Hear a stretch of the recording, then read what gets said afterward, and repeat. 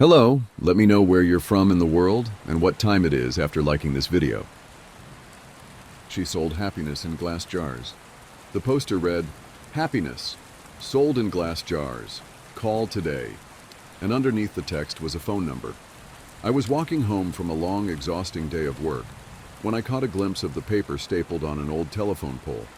I took a picture of it thinking it was amusing. I was going to show my wife once I got to our apartment, but I was caught up with chores and forgot about it. Dinner, dishes, laundry, packing a snack for our daughter, putting her to bed, then putting her toys away that she'd left out in the living room. Every night, it was the exact same routine. The next day, I awoke sleeping back to back with my wife.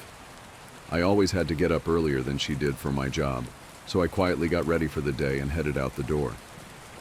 At work, I was updating the company's latest expense report. Most days were similar to this one. They were basically paying me to stare at a computer for 9 hours a day and input a couple numbers into a spreadsheet. I finished my work very quickly, so I decided to head out of the office early. It also helped that it was a Friday, and a lot of people leave early at the end of the week. On my walk back, I was thinking of what my life had become. I did this often. I always dreamed of traveling when I was younger. I wanted to drive across the country or solo backpack across Europe. Then I met Kelsey. Don't get me wrong, I loved Kelsey. I still do. We just don't have that spark anymore. When you meet someone and get in a relationship, whether it's meant to be or not, some of your personal life plans have to be put on hold. And then that relationship turns to marriage, and then you have a baby, then you have to enroll your daughter in a preschool, then you have to get a better paying job and work more hours and blah blah blah. I'm not trying to throw a pity party for myself. I'm just saying I wasn't exactly content with where I was in my life. I wouldn't have referred to myself as a happy person.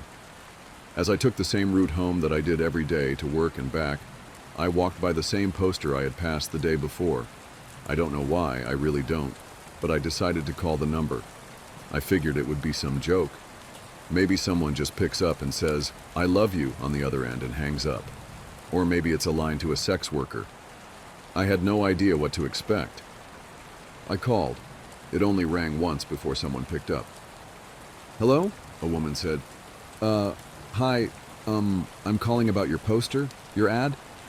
"Oh, awesome," she said calmly. "When do you want to pick it up?" "Pick what up?" "The jar," she said, like it was the most obvious thing in the world. "Oh, of course, I realized then that I had left work early without telling Kelsey, so I could just go pick it up now and she